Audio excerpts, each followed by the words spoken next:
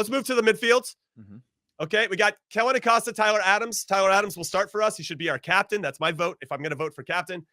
Kellyn Acosta, most likely his backup or our potential starter next to him, if that's what Gregg wants to do. He did it against Saudi Arabia in our last friendly before this roster got announced. He just won MLS Cup with LAFC. Yep. So he's going to have a ton of confidence. We have Weston McKennie and Yunus Musa, the MMA midfields that they're all healthy and ready to go. That's exciting. We also have Luca De La Torre, who gives us a little something different. We've talked about him before.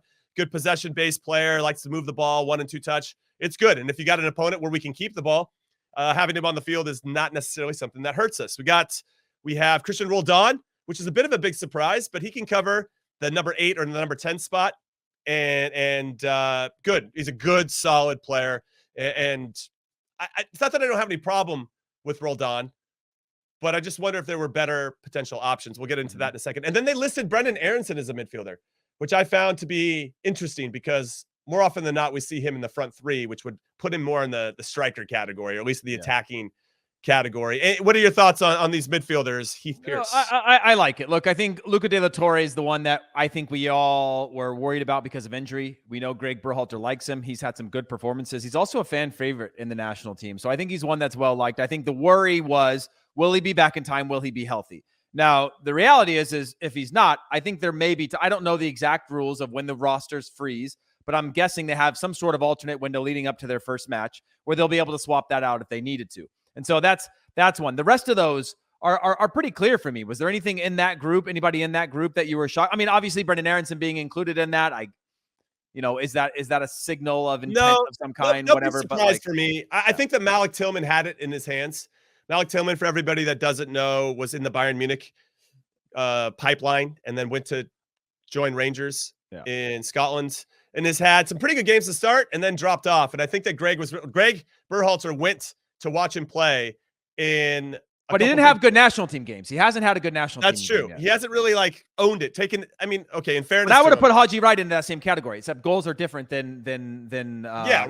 Kind of. I think you can take a flyer on a striker more than you can maybe a midfielder like Tillman, who has to be a little bit more influential to help us transition, which is going to be such a key component to the type of success that we want to have at the World Cup. We got to be good in that transition game from defense to offense. So anyway, I don't really have any big surprises here. I like Luca De La Torre as well.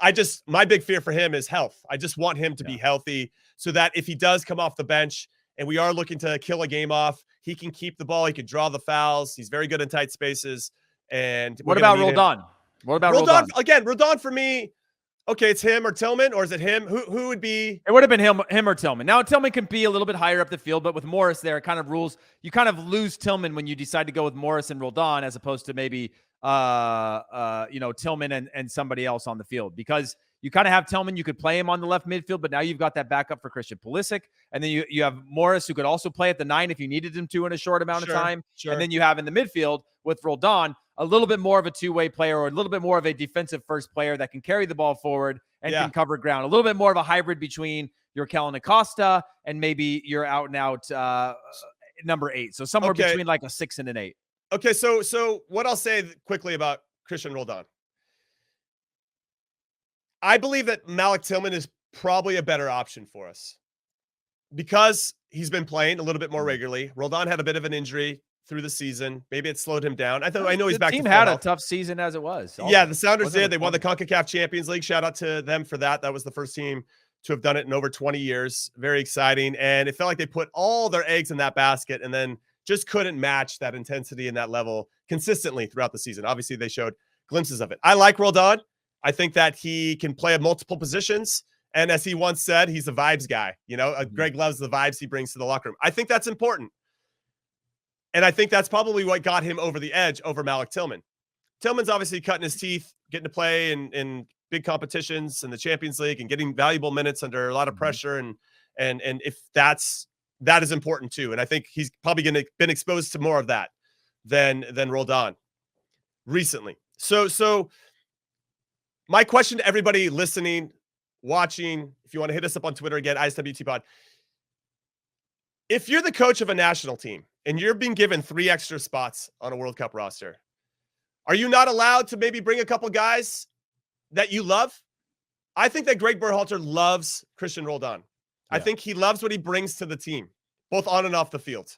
And I think that he trusts him, that if he put him out there in a game, that Roldan would reward him for that trust. Yeah. And that's what I think. And I think that every coach, you can go across, this isn't isolated to Gregg Berhalter, our manager. You can go across sports, you can go across national teams around the world, club teams, and there's always a couple favorites of every coach. Yeah.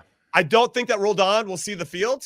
And if he's a good vibes guy, hey, I think that's important for a team as well. And if he has that respect from the group. So for instance, I was a vibes guy for sure under Bob Bradley. At least it felt that way. And when I was in some World Cup qualifiers, kind of knowing my role and being one of the elder statesmen of the group, I would watch the first half sitting on the bench, all nice and snug and feeling good about myself, sipping on some hot chocolate because I knew I wasn't going in.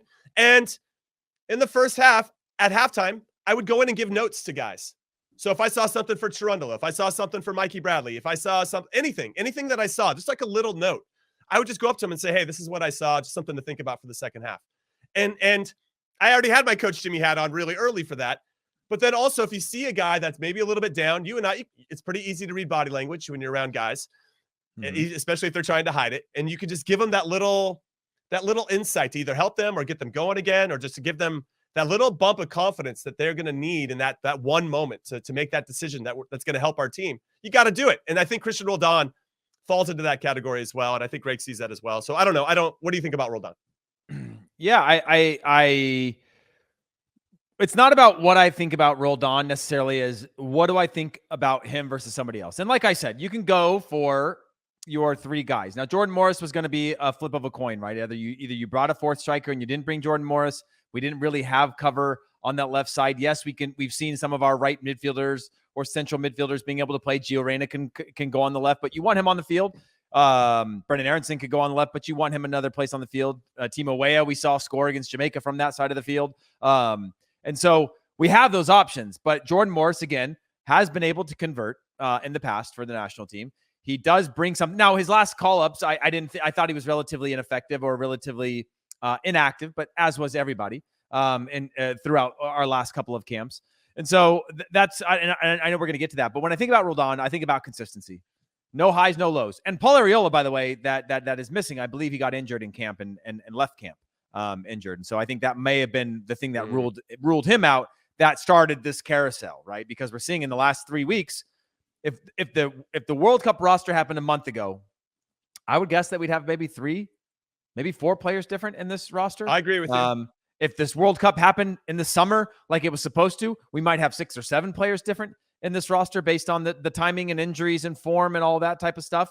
And so there's a lot of moving pieces, and timing is everything, and you can't plan timing, Jimmy, as we know. And so for Roldan, hasn't had the greatest season, had injuries, but is still a guy that doesn't necessarily. You and I both had national team teammates. That wasn't that important to a coach. You were a national team quality guy in their eyes. They trusted you. They knew that you were going to, over time, do more good than you did harm for the team, right? You were going to help the team in the locker room. You're going to do your job on the field. And that is an important thing. If I'm a coach, I would love to be able to have a few of those guys where I can just go, you know what? Not worried about them. And I think Roldan is that guy. Now, whether you like him as a player or not, that's a completely different conversation. The question then becomes, if not Roldan, then who? Right? And your answer could be Malik Tillman.